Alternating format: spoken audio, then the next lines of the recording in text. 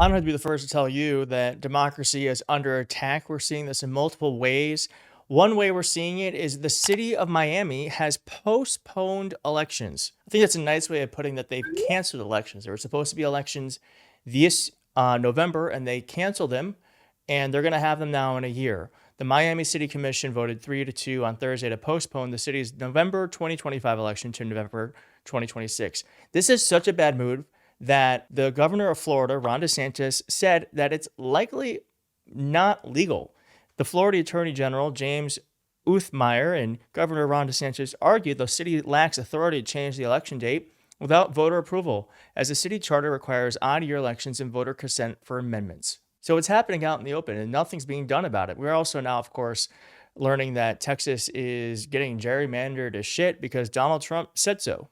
And then what if California, New York, Illinois, and other people? Yeah, well, that's okay too, but 5. I think we get 5. He wants 5 congressional districts to come out of Texas, which is actually just subverting the will of voters. And Isaiah Martin, who's running for Congress, actually got arrested because he was fighting this truly awful decision. Not remember you kindly for what you have done. They will not. As a matter of fact, history might not remember you at all because of what you have done.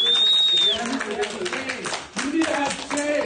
History will not remember you for what you have done. It is a shame. It is horrific for what you have.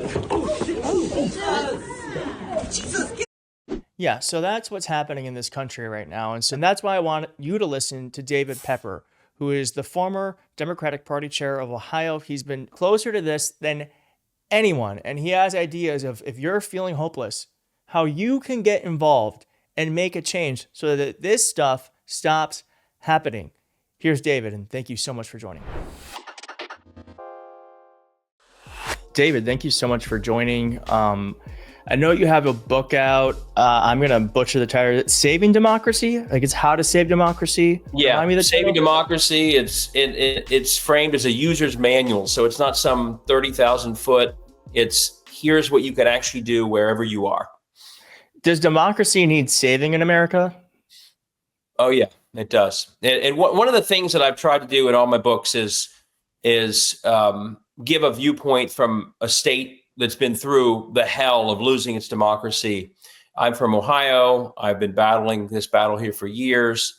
And especially when you're in one of these red gerrymandered states where they break the law all the time and no one holds them accountable, so they do it even more. I think it's very clear from this standpoint how broken it is. And a lot of what we're seeing nationally, the preview has already taken place in states like Ohio. And that's why, I wrote the first book of the series called Laboratories of Autocracy. It was trying to show people, like, listen, I know we're worried about the national stuff, but in states like Ohio, it's already deeply broken and we need to stop it. But there are also many lessons to learn from where it's already so broken as it is here. Now, I said this in your intro, but you were the Democratic State Party chair. So you kind of had a front line for this sort of thing. But what is it about being that close to everything that makes you so worried about the state of our democracy in the country? Just to see the lawlessness of it, the arrogance of it. I was proud as chair of the party that we passed 2 referenda on ending gerrymandering. Then we actually managed, like Wisconsin did recently, we managed to flip our Ohio Supreme Court. It was 7-0 Republican endorsed candidates halfway through my term as chair.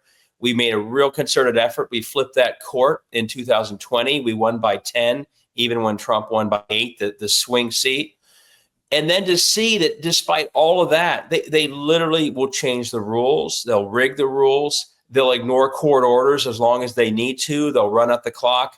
And then the outcomes because of this are so damaging to everyday people in Ohio included. Once they've got their lock on these state houses, and never lose sight of it, the heart of their power are gerrymandered state houses. That's why they can get away with trying to re-gerrymander Texas at the congressional level. But the gerrymander they care most about are the state house gerrymanders. And it's from sort of that high ground that all the extremism, all the lawlessness happens, whether it's attacking schools or attacking reproductive freedom. That's where it all starts. And so seeing that up close, the reason I started writing that first book and have continued the book Laboratories of Autocracy is it's changing some, but a couple years into the Biden administration, it was clear to me that Democrats are so focused on Washington and a few swing seats for Congress or the Senate that they haven't seen that where democracy has been most effectively attacked is at the state house level. Not by Marjorie Taylor Greene, who we all know, or George Santos or whoever else we focus on, but hundreds of people just like them doing even more damage that we never even talk about. And so seeing it up close, the subhead of my first book was a wake-up call for Behind the Lines. Like, hey, everybody, this is where the battle really is. This is where we've lost it so badly.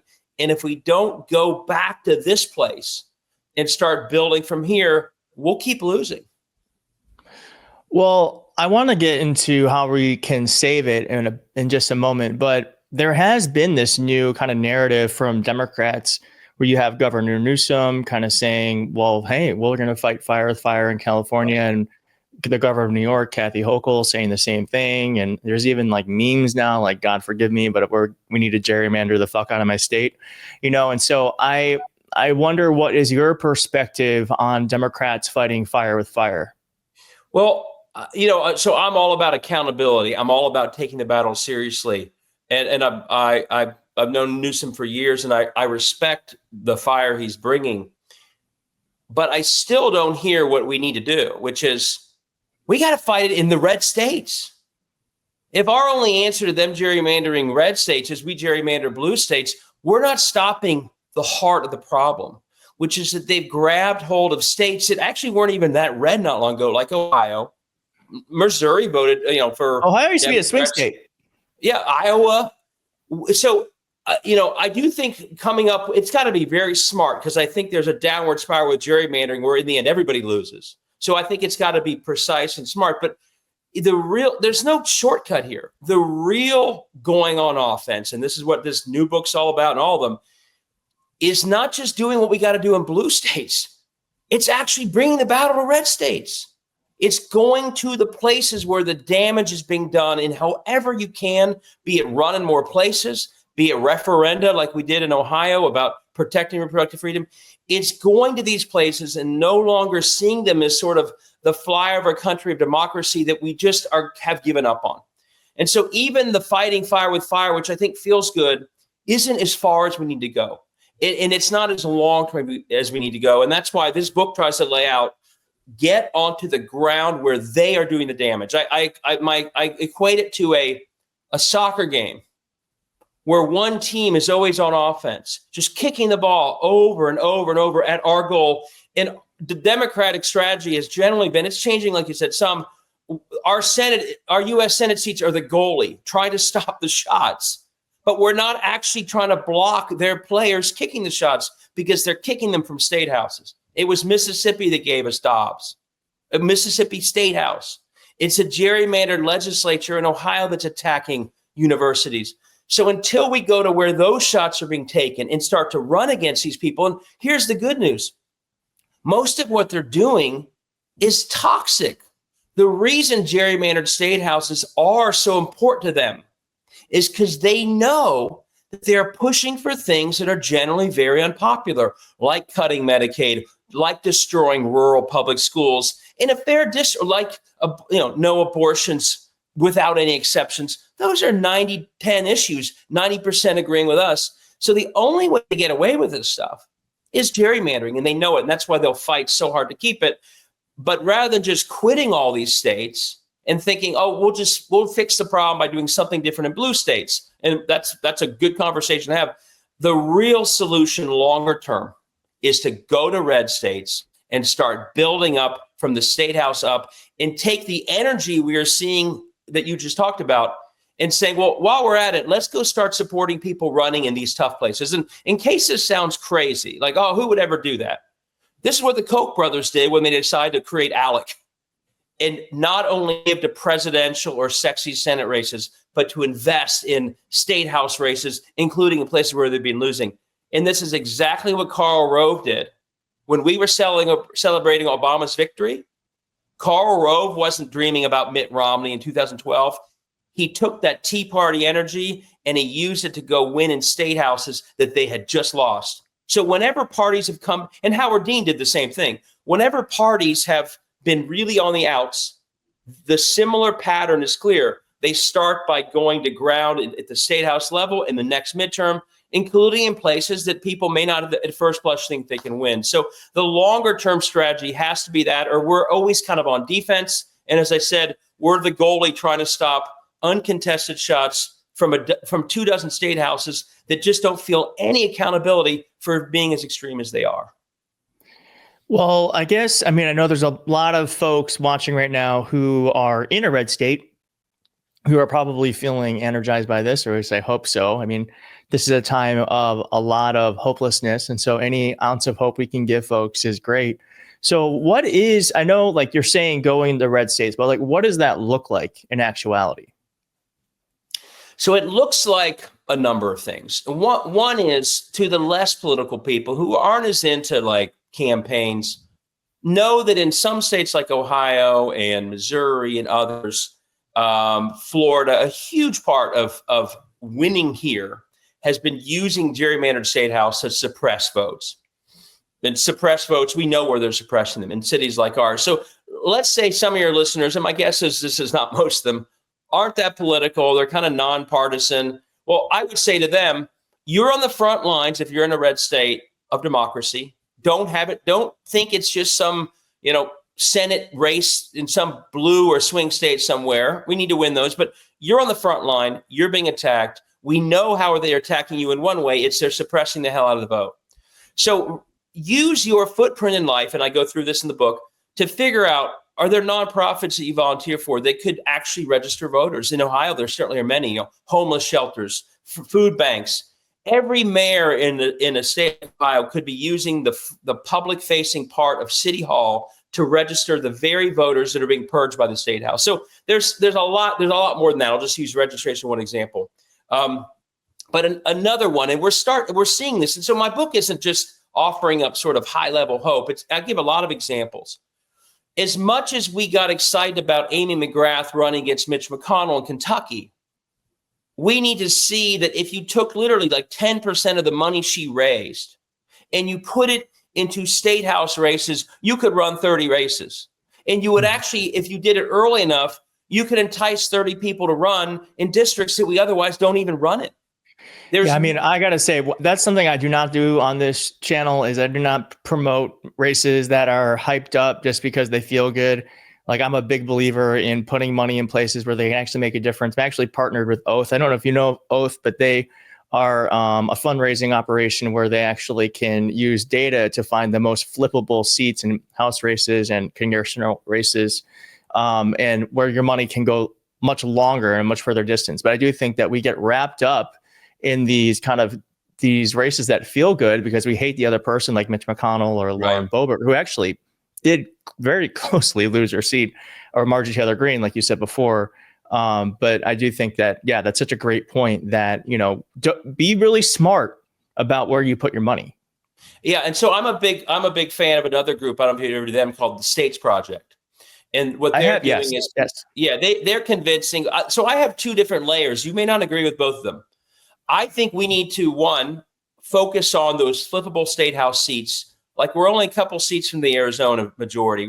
We flipped literally, I think it was 10 or 11 seats in November 22 in Pennsylvania to flip that, which was incredible. States Project, I was on a lot of their sort of giving circle calls to help with that.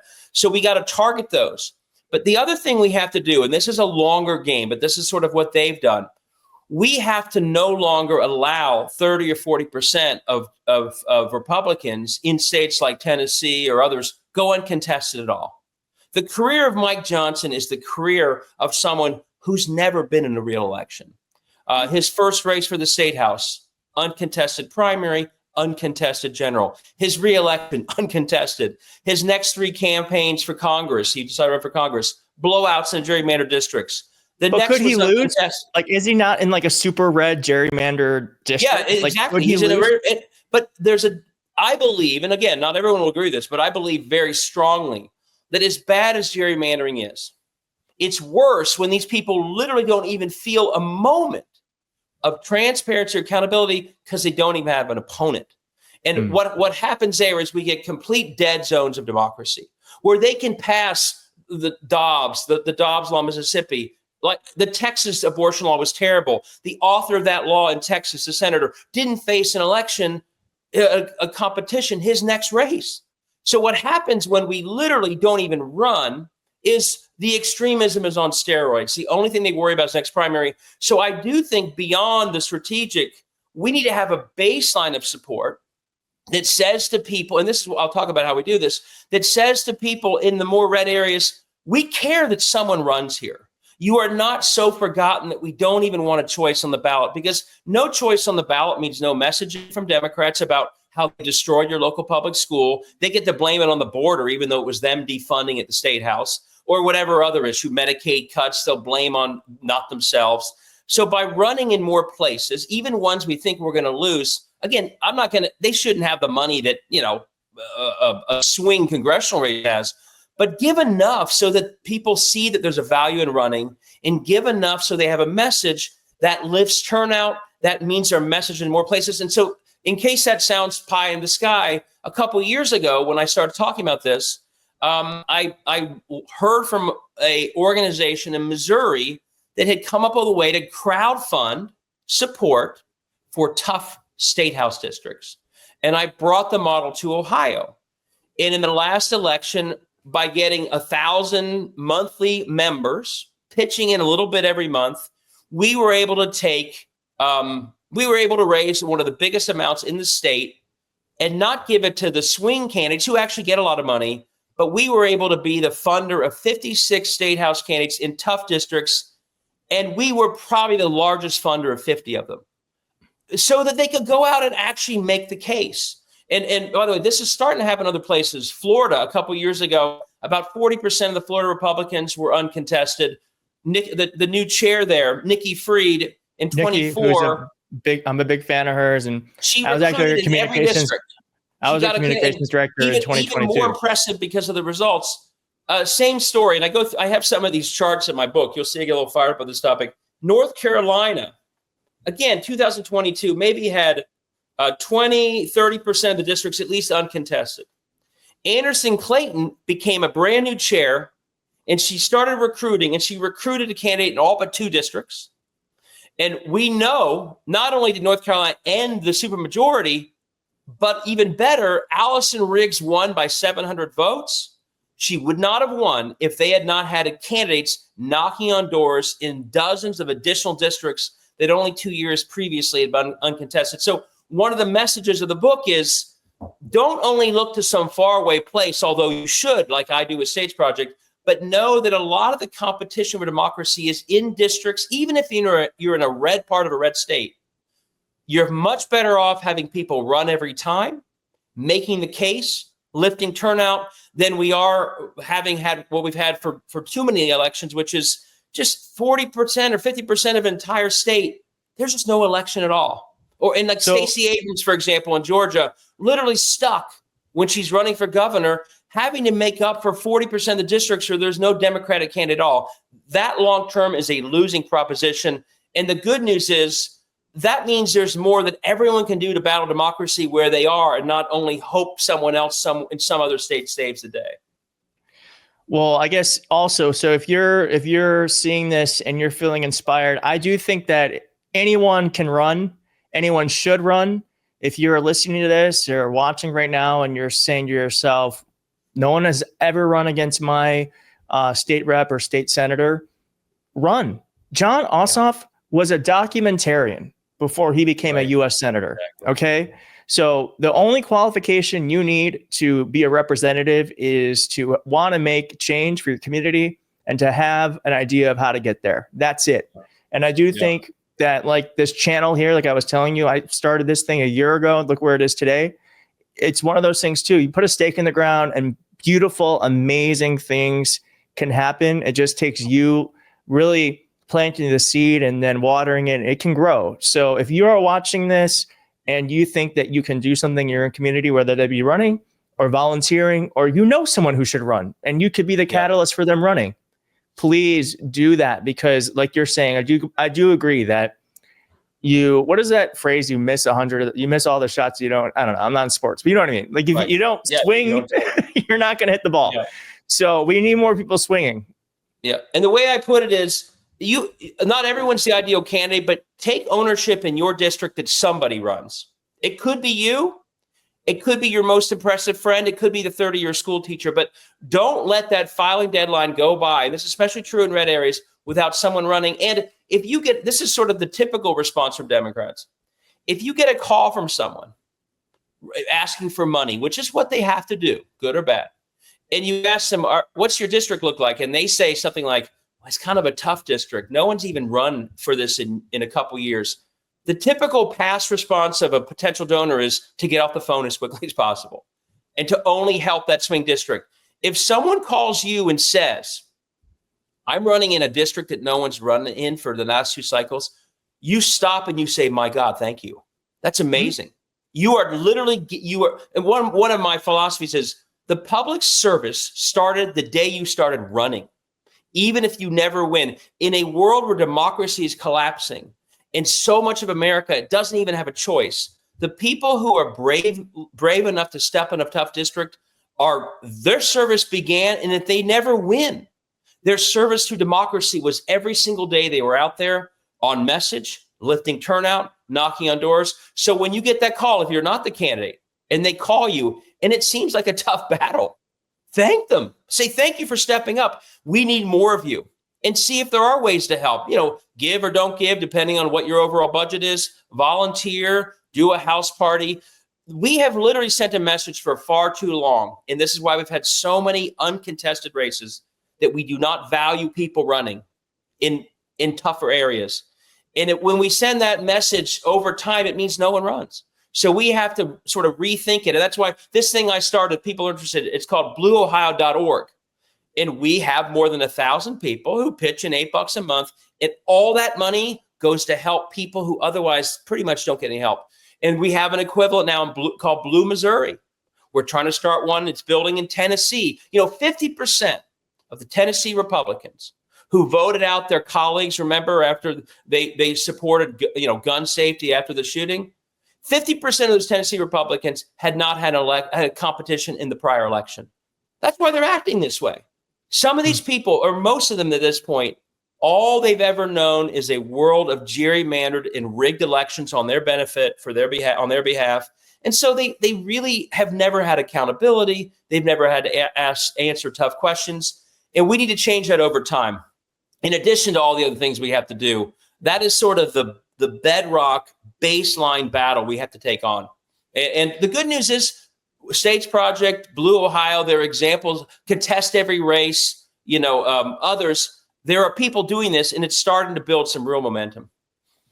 Well, David, thank you for coming on. I love to give folks a daily dose of hope, because there is so much to be hopeless about, but I do think there's also so much to be hopeful for.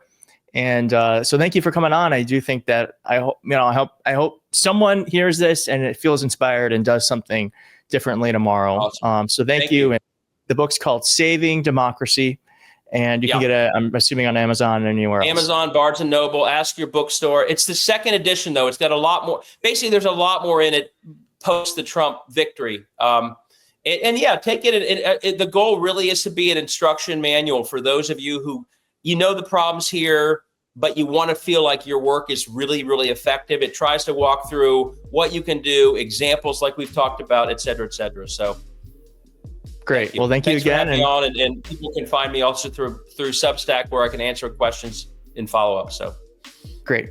Thanks. Take care. Good to see you.